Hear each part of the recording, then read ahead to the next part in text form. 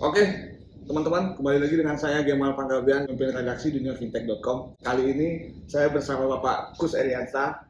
Beliau merupakan Ketua Asosiasi Fintech Pendanaan Bersama Indonesia. Halo Pak Kus, apa kabar?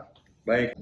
Pak, minggu lalu sekitar pertengahan November ya, MUI mengeluarkan fatwa bahwa pinjaman online itu haram. Nah, kita ini kulik-kulik nih Pak, tanggapan Bapak selaku Ketua Asosiasi, ya kan? Sebenarnya ini apa sih? Sebenarnya ini bagaimana sih? Kalau menurut saya sih ini sebenarnya bukan satu yang ini yang baru ya. Pada dasarnya kan MUI memang Majelis Ulama Indonesia. Jadi Majelis Ulama Indonesia itu segala hal yang ada bunganya, ribanya itu diharamkan.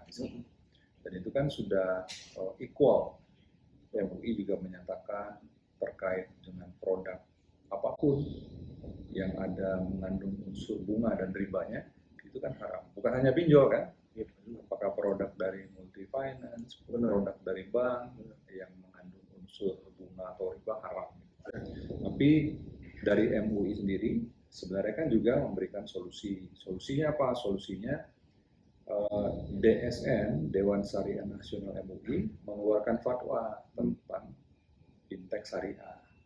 Artinya fintech syariah itu dalam perspektif ya, MUI itu layanan fintech. Jadi kalau saya lihat itu sebenarnya bukan suatu hal yang baru. Cuma karena lagi rame dengan pinjol, ya kan, dan pinjol itu dinyatakan katakanlah ada statement dari MUI. Nah, kan MUI juga ada fakta juga memberikan fatwa. Betul. Dari melalui Dewan Syariah Nasional ada yang namanya pinjol syariah atau fintech syariah. Tapi kami melihat sebenarnya kemarin MUI itu tentu saja kan ada juga kondisinya dipojokkan juga untuk memberikan satu pandangan terkait praktek dari pinjol ilegal. Sekarang gini, ada pinjol yang mengenakan bunga yang sangat tinggi, bunga berlipat, ya kan? Bunga berbunga, kemudian penagihannya sangat kasar, penuh teror, betul. Kemudian juga mengakses dan menyebarkan data pribadi tanpa hak. Betul. Nah itu kan. Iya. Nah ketika dihadapkan pada kondisi tersebut, ya kemudian kami melihat bahwa MUI tentu juga ya sudah sewajarnya juga tergelitik. Bukan hanya MUI. Ya, semua lembaga menyatakan bahwa pinjol ilegal ini harus diberantas. Dasarnya dari situ sebenarnya. Oh, artinya ini penegasan terkait dengan pinjol ilegal. Kalau saya lihat awalnya dari situ ya. Nah, tapi ketika misalnya kalau pinjol yang anggota API, kita itu memang ada yang berdasarkan bunga, ada yang tidak berdasarkan bunga ya bagi hasil. Tapi kita itu jauh dari yang namanya praktek predatory lending. Predatory lending itu apa? Pinjaman yang memaksa yang meminjam. Kita nggak ada. Kalau dipinjam di anggota kami, pinjam 1 juta, seterlambat-lambatnya, berapa tahun pun terlambatnya, maksimum yang boleh ditagihkan itu hanya 2 juta. Oh, ada batas maksimum? Ya, yang boleh ditagihkan 2 juta. Nggak ada tuh seperti yang kita dengar-dengar di media ya. Iya. Orang pinjam 3 juta, kemudian 3 bulan kemudian menjadi 34 juta. Itu di kami, anggota kami nggak boleh. Nggak, artinya gini, kalau itu memang ada Pak, tetangga saya tuh ngalamin. Tapi mungkin memang bukan fintech legal. Bukan, ya. Pasti pinjol ilegal. Pinjol ilegal. Ya, fintech atau pinjol ilegal. Kalau yang legal nggak boleh karena ada di code of conduct. Kalau mereka melanggar, mereka dapat disanksi. Sanksinya juga bervariasi dan bisa sangat berat. Salah satunya bisa juga diberhentikan keanggotaannya secara permanen. Nah, kalau anggota itu diberhentikan keanggotaan secara permanen, dia juga ada kans izinnya itu dicabut oleh OJK. Jadi kan sangat berat ya. Kami yakin anggota kami nggak akan ada sampai melakukan praktek predatory lending itu. Pinjam 1 juta nanti tagihannya 34 juta nggak? Ada lah ya. Kemarin juga soal fatwa itu dinyatakan bahwa soal penagihannya. Jadi data disebarkan, terus rahasia orang berutang disebarkan ke orang terdekat dulu sampai orang yang di lingkungan. Kalau penagihannya itu ya Mas, kalau penagihannya itu dengan penyebaran data pribadi mungkin sedikit berbeda. Penagihan itu, yang menjadi masalah itu menagih dengan kasar, teror, Benar. mengancam, Benar. mencemarkan nama baik, merendahkan martabat orang lain. Benar. Menagih dengan cara seperti itu. Hmm. MUI melarang, kami pun melarang. Nggak boleh anggota kami melakukan penagihan yang begitu, yang mengandung unsur teror dan penekanan. Jadi kita sebenarnya seirama dengan MUI. Ya. Penagihan yang seperti itu harus kita hentikan. Dan kami untuk memastikan anggota kami itu menagih dengan sesuai dengan aturan dan perundang-undangan, ya kan? Dan juga termasuk tidak melanggar undang-undang ITE. Kami melakukan training sertifikasi kepada semua agen penagih, itu harus training sertifikasi sehingga mereka tahu apa yang boleh, apa yang nggak boleh. Bukan hanya tahu dari sisi aturan dan undang-undang, tapi juga tahu dari sisi etika. Anggota kami dilarang, Mas, menagih di atas jam 8 malam, nggak boleh. Kemudian ada kan yang cerita ya kan, setengah 12 saya di SMS.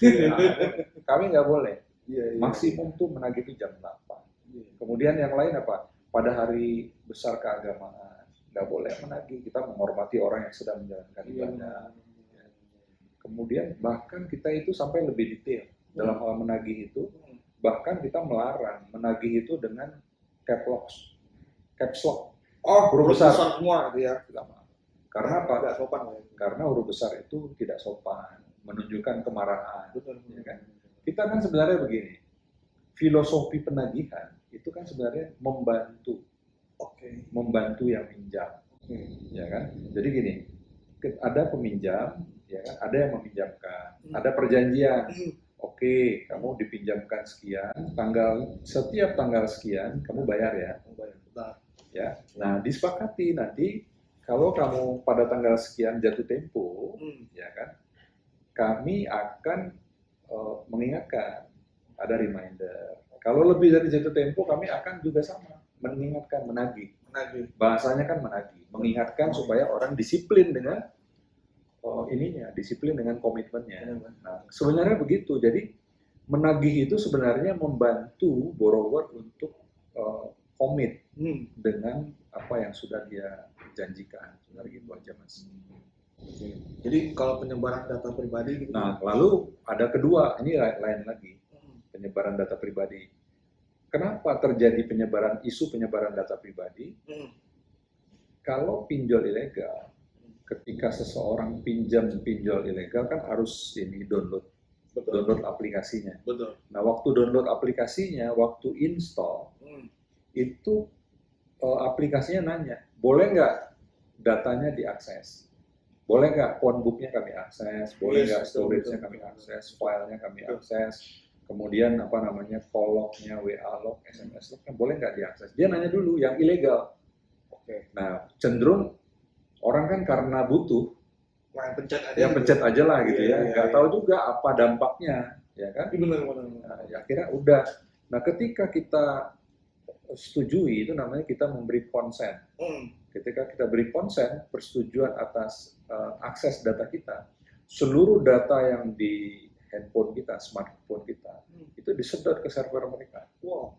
Nah, ketika disedot di server mereka, nah pada waktu peminjam mengalami keterlambatan, dia gunakan tuh data-data tadi sebagai asetnya untuk menekan dan bahkan memaksa. Contoh, kan ada phonebooknya sudah diambil semua. Betul. Dia analisa tuh phonebook mana saja yang sering dihubungi. Katakanlah kalau kita mungkin punya kontak ada berapa, misalnya 500 ya, ada kontak 500, dia ambil 10% yang paling sering dihubungi 3 bulan terakhir. Ya, ada 50 kan? Iya benar. Nah, 50 nanti dia buat WhatsApp group, judulnya Buronan Pinjol. Ya kan? Buronan Pinjol.